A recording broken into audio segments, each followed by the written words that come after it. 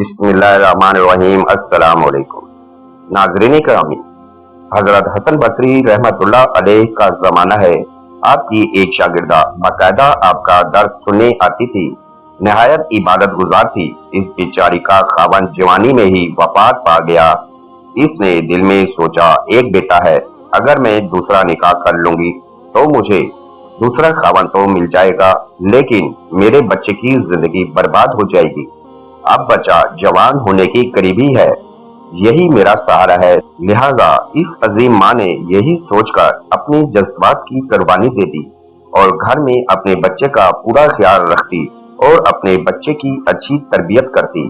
لیکن جب بچہ گھر سے باہر نکل جاتا تو ماں سے نگرانی نہ ہو پاتی۔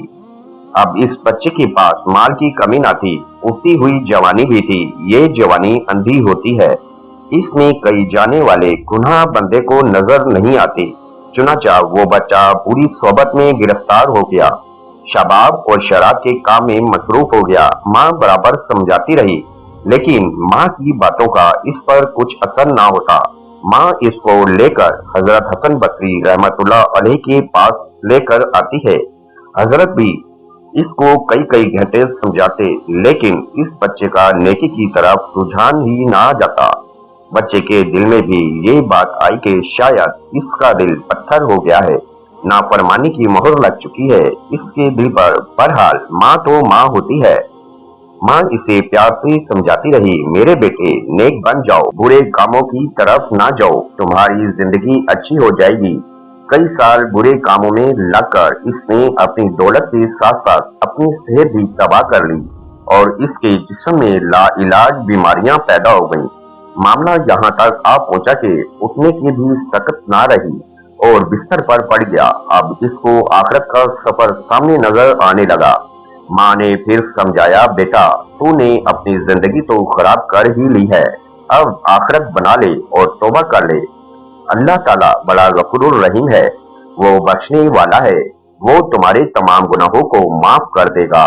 ناظرین کرامی، یہ بات تو ہر بندہ جانتا ہے کہ ماں کا بیٹے کو آخرت کی تیاری کا حکم دینا محبت، شفقت اور ایمان کا سب سے اعلیٰ مظہر ہے، کیونکہ دنیا کی فکر تو ہر ماں کرتی ہے کہ بیٹا اچھا کھائے، اچھا پہنے اور کامیاب ہو، مگر جو ماں آخرت کی فکر سکھا دے وہ دراصل اپنے بیٹے کو ہمیشہ کی کامیابی کا راستہ دکھا دیتی ہے۔ وہ ماں جانتی ہے کہ دنیا کا سفر مختصر ہے اور اصل زندگی قبر کے دروازے سے شروع ہوتی ہے، اس لیے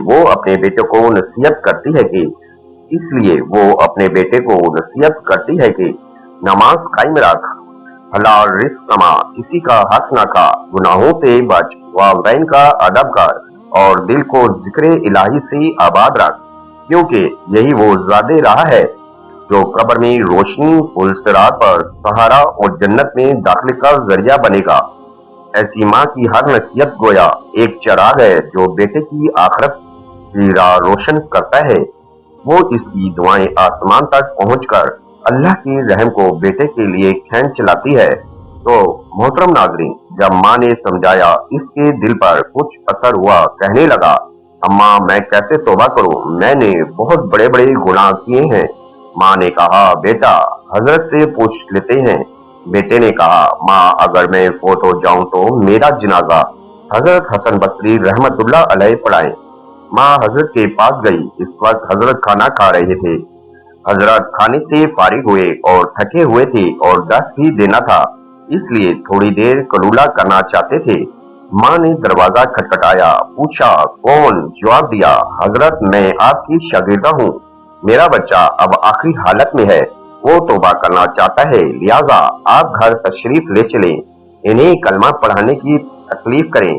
حضرت نے سوچا، یہ پھر دھوکہ دے رہا ہے اور میرا وقت بھی ضائع کرے گا اور اپنا بھی۔ سالوں گزر گئے، اب تک کوئی بات اثر نہ کر سکی، اب کیا کرے گی؟ حضرت کہنے لگے، میں اپنا وقت ضائع کیوں کروں، میں نہیں آتا۔ ماں نے کہا، حضرت اس نے تو یہ بھی کہا ہے کہ اگر میرا انتقال ہو جائے تو میرا جنازہ حضرت حسن بصری پڑھائے۔ حضرت نے کہا، میں اس کا جنازہ نہیں پڑھاؤں گا، اس نے نہ تو کبھی نماز پڑھی ہے اور نہ ہی کبھی نیکی کی بات نے اثر کیا، میں نہیں پڑھاؤں گا۔ और वो शागिर्द ही चुप कर गई, रोती हुई घर वापस आ गई। बेटे ने पूछा, क्या हुआ?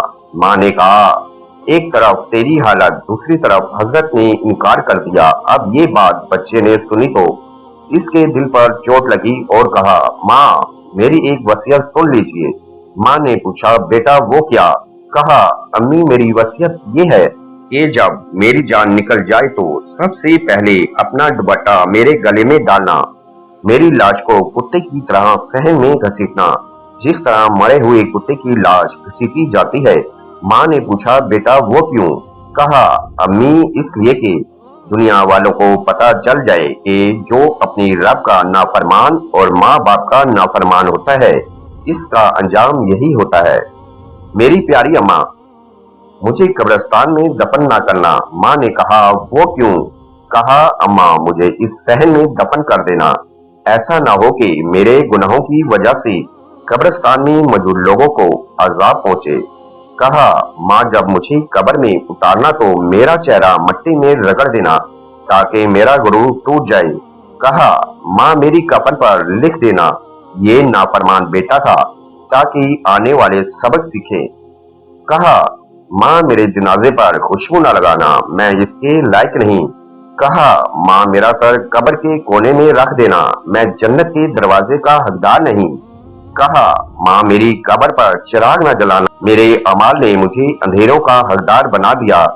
जिस वक्त नौजवान ने टूटे दिल से इसी तरह अर्जी की ये बात कही तो परवरदिगार को इसकी ये बात बहुत अच्छी लगी और अल्लाह ताला ने इसकी रूह कब्ज कर ली। अभी रूह निकली ही थी, माँ आंखें बंद कर रही थी तो दरवाजे पर दस्तखत हुई। पूछा, कौन? जवाब आया, हसन बसरी हूँ। कहा, हजरत आप कैसे आए? फरमाया, जब मैंने तुम्हें जवाब दिया और सो गया तो अल्लाह रब्बुल इज्जत का दीदार नसीब हुआ और परवरदिगार ने फरमाया, हसन बसरी तू मेरा कैसा वली है? मेरे एक वली का जनाजा पढ़ने से इनकार करता है। मैं समझ गया कि अल्लाह ने तेरे बेटे की तौबा कबूल कर ली है। मेरे बच्चे की नमाज़े जनाजा पढ़ने के लिए हसन बसरी खड़ा है। अल्लाह ताला कितना रहीम और करीम है कि मरने से पहले अगर कोई बंदा शर्मिंदा होता है तो इसकी जिंदगी के गुनाहों को माफ कर देता है। नाज़रीन गिरामी, क्या आप जानते हैं कि हजरत इस्राईल अलैहिस्सलाम यानी मौत का फरिश्ता दिन में 386 मरतबा हमारी तरफ देखता है और जब आखिरी मरतबा दिखेगा तो वो हमारे सामने कैसा जाहिर होगा, और जब तमाम इंसान और जिन्नात और फरिश्तों की जान लेने के बाद हजरत इस्राईल अलैहिस्सलाम खुद कैसी अपनी जान लेंगे। इस वीडियो में हम आपको सबसे रोबदार फरिश्ते हजरत इस्राईल अलैहिस्सलाम के मुतालिक और मालूमात देने जा रहे हैं, जिन्हें सुनकर आपके रोंगटे खड़े हो जाएंगे और आप भी ये जान पाएंगे कि हर पैगंबर के पास जब हजरत इस्राईल अलैहिस्सलाम जाते हैं तो इनकी क्या कैफियत होती है। तमाम फरिश्तों में हजरत इस्राईल अलैहिस्सलाम वो फरिश्ते हैं जिनके हर इंसान से मुलाकात दिन में 366 मरतबा होती है, लेकिन हमें इस चीज का एहसास नहीं होता और हम जिंदगी की दौड़ो धूम में मसरूफ होकर इस बात से बेखबर रहते हैं। लेकिन एक दिन आएगा जब हजरत इस्राईल अलैहिस्सलाम हमारी आंखों के सामने जाहिर होंगे, तब हमारी रूह हमारे जिस्म से अलहदा कर लेंगी। जब अल्लाह ताला ने हजरत इस्राईल अलैहिस्सलाम को तमाम जानदारों की रूह निकालने की ड्यूटी दी तो हजरत इस्राईल अलैहिस्सलाम परेशान हो गए और कहने लगे कि जब वो इंसानों की जान लेंगे तो इंसान इनको बुरा भला कहेंगे और इनसे नफरत करने लगेंगे।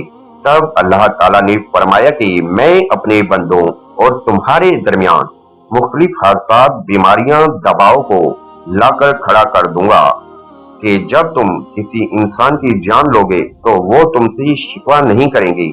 मेराज की रात जब हजरत मोहम्मद सल्लल्लाहु अलैहि वसल्लम को हजरत जिब्राईल अलैहिस्सलाम मौत के फरिश्ते हजरत इस्राईल अलैहिस्सलाम के पास लेकर गए और आप सल्लल्लाहु अलैहि वसल्लम से कहा कि ये मौत का फरिश्ता है जिसके चेहरे पर आज तक मुस्कुराहट नहीं आई, तो हजरत मोहम्मद सल्लल्लाहु अलैहि वसल्लम ने हजरत इस्राईल अलैहिस्सलाम को सलाम पेश किया।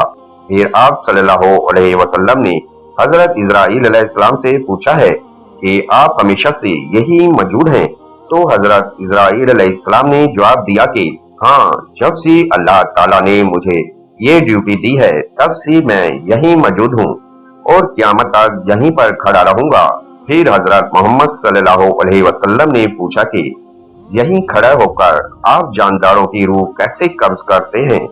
इस पर हजरत इजराइल अलैहिस्सलाम ने फरमाया कि अल्लाह ने मुझे यहाँ खड़ा रहने का हुक्म दिया है, लेकिन मेरे मतहत 5000 मलाइका को रखा है और जब किसी इंसान की मौत का वक्त करीब हो जाता है तो वो इनमें से 40 फरिश्तों को इस शख्स के पास भेज देता है।